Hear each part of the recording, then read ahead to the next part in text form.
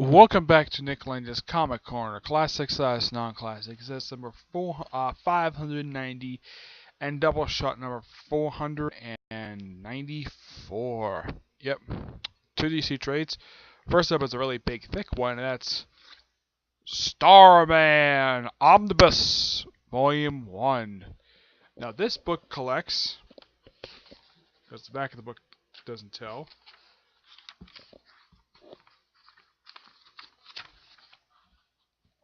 Okay, here we go. This book collects the first 16 issues of the Starman second volume of the series and issue 0. Yep. Now, those of you are thinking, okay, who is Starman? Well, there has been several people who have held the name Starman. That guy, old man right there, that's the original. That's Ted Knight. That's David Knight. He's the older brother of the main character of this series.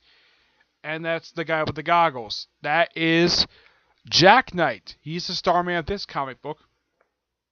And he basically is one of those characters that DC liked doing for years until the DC relaunched 7 years ago.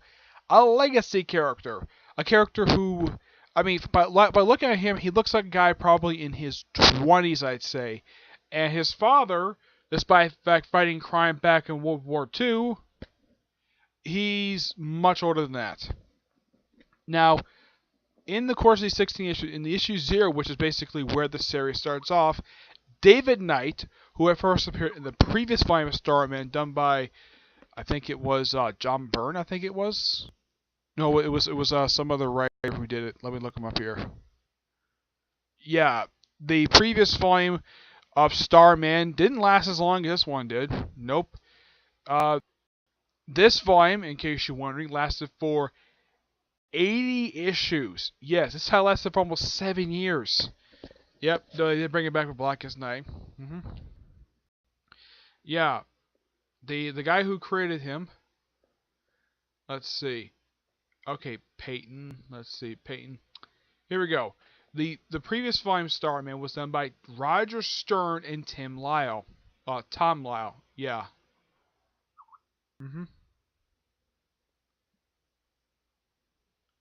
Yeah, David was created by Roger Stern and Tom Hundover.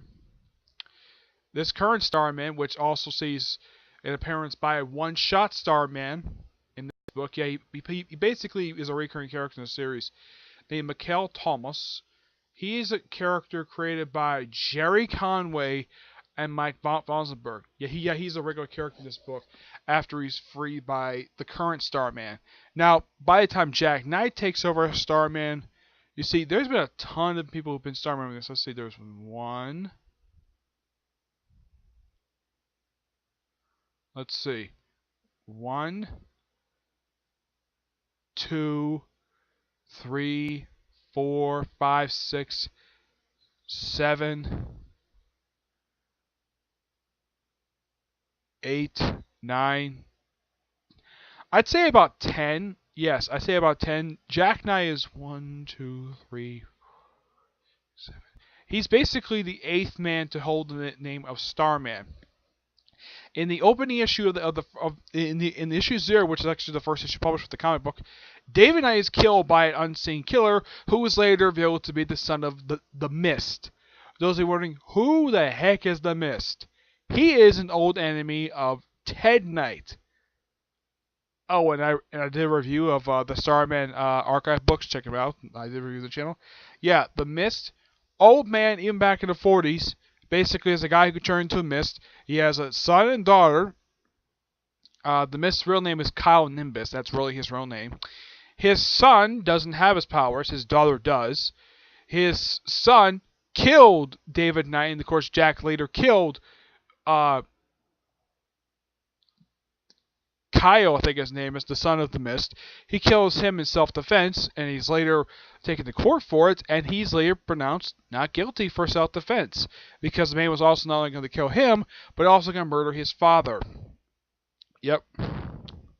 And plus also, the writer of the series, James Robinson, made this character possibly one of the best characters in DC Comics from 1997 until today. The Shade. His real name, Richard Swift. Yep, I've occasionally talked about him whenever I talk about the Flash. Anytime I talk about the Flash, because he's no enemy of Jay Garrick Flash, but I love the fact that Jane Thomason had reformed and become an anti-hero. And after the series ended, it was later revealed that he stayed in Opal City because he loves Opal City. Oh yeah, and the Shade, he's an immortal. Yep, that's revealed later on.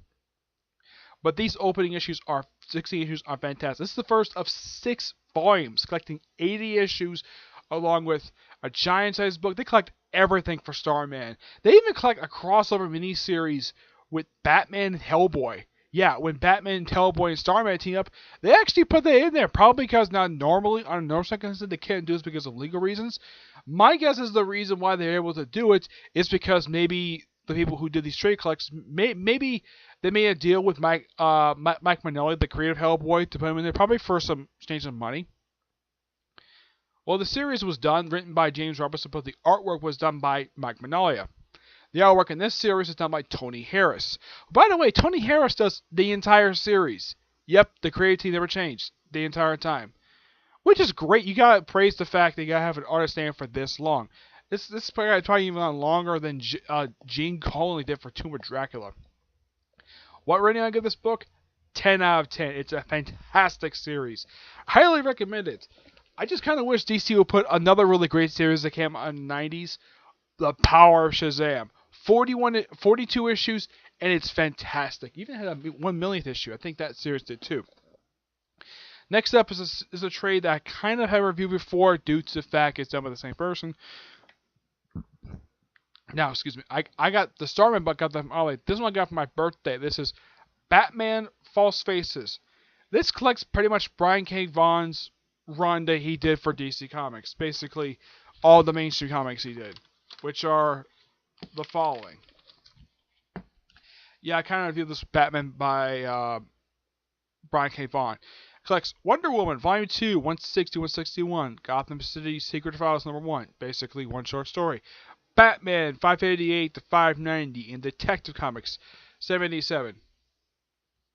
Because of the fact I reviewed the issues of the this is the original printing of the Batman by Brian K. Vaughan trade. Yeah. No, there's like no change on how I feel about these issues. They're great.